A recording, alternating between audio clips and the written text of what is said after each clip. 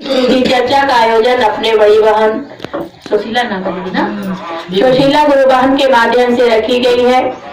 धन्य यहाँ की धरती जहाँ अपने गुरु भगवान शिव गुरु की चर्चा होती है।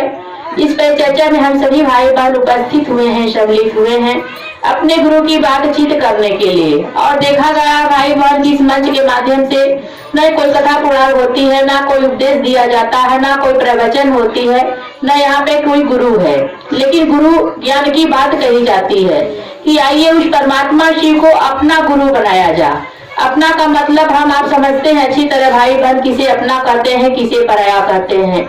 अभी दीदी ने बोले ना कि वो तो जगत गुरु है, सबका गुरु है, लेकिन अपना गुरु कब होंगे भाई बहन, कब हमें आपको परवाह जगेगी, कब हम आप समझेंगे कि हमारे गुरु कब है। वो सार्वजनिक स्थल किसी का नहीं होता है भाई बहन, जब अपना होगा तब परवाह जगेगी। साहब ने हमें आपको 3 सूत्र दिए हैं कि 3 सूत्र से हमें आप अपने आप को जाने पहचाने। इस जगत में हमें आप आए हैं, हमें आपको भेजा कौन है और किसकी यह सांसें चलती है जो परमात्मा की पूजा हर घरों में अनादिकाल से हो रही है। आज उसी बाबा की बात कही जाती है कि जो हमारे आपके घर के पुराने बाबा हैं, जिसके बारे में कहा जाता है कि चंदा मामा सबके मामा शिव घर घर के बाबा हैं। यानी अपने घर के बाबा जो हैं उन्हीं को अपना गुरु बनाने की बात होती है भाई बहन।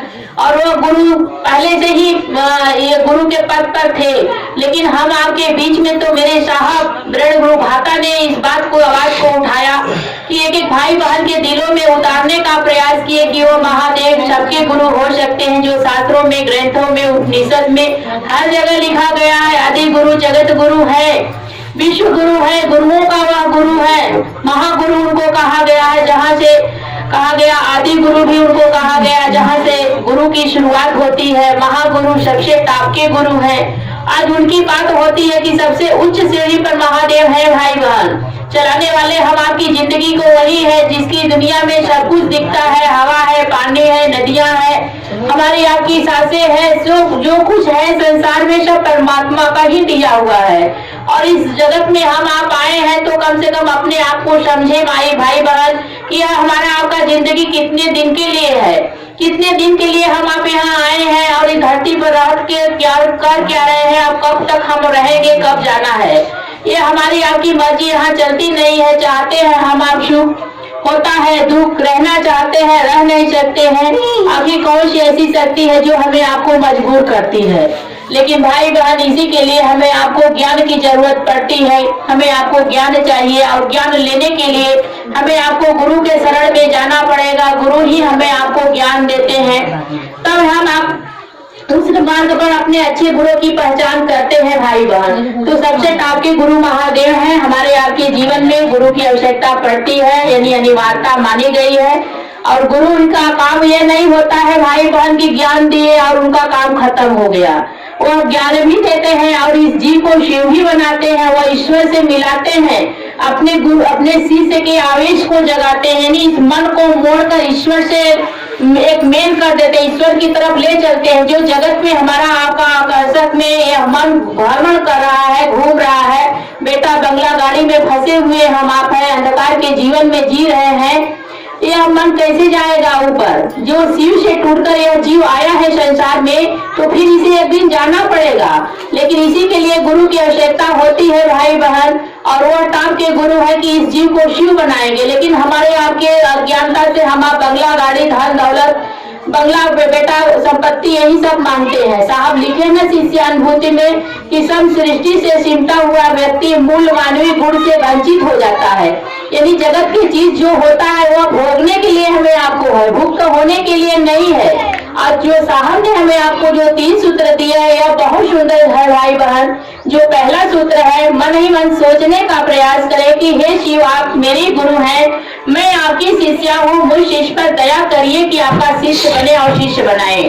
दया मांगिए शिष्य बनने के लिए भाई बहन। हम आपने पूजा किया होगा जरूर, लेकिन उस परमात्मा से मांगा, लेकिन कभी अपना नहीं बनाया। साहब कहते हैं उनको कब अपना बनाए, कब यह मन समझेगा जब वह गुरु आपके हो जाएंगे तो फिर जगत में हमें आपको बचा क्या मांगेंगे हम आप भाई बहन। और यही जो गुरु है कि बोधात्मक ज्ञान देते हैं, जो हमारी आपकी इच्छा प्रबल होती है, यानी हर चीज मांगते रहते हैं, इससे हमें आपको मुक्ति मिलेगी, यानी हमें आपको कम हो जाएगा, वह हमारा आपका मन ईश्वर की तरफ चलने लगेगा, यानी हमें आप समझने लगेगी चलिए जितने दिन के लिए हम आप आए हैं, जितना मेरे महादेव ने दिया है बहुत दिया है, यानी संतुष्टि होने लगेगी। इसलिए कहा गया कि ये भाई सामर्थ महादेव में ही है जो हमें आपको भोग और मोक्ष गुरु ही देते हैं, एक साथ मिलेगा भाई बहन। कहा गया कि गुरु बिना भवई न तरही न कोई, जो विराजे शंकर जैसा हुई, यदि गुरु की भगवान की पूजा करते करते शंकर जैसा हो जा, लेकिन ज्ञान तो गुरु ही देता है भाई बहन, फिर गुरु के शरण में जाना पड़ेगा। मोक्ष मूलम गुरु कृपा, मोक्ष की प्राप्ति गुरु की कृपा से ही होती है। जो दूसरा सूत्र है गुरु आदेश, गुरु आदेश में बल है भाई बहन। देखिए देखा गया हम आपने कि बातचीत करने से हमें आपको कितना परिणाम मिलता है।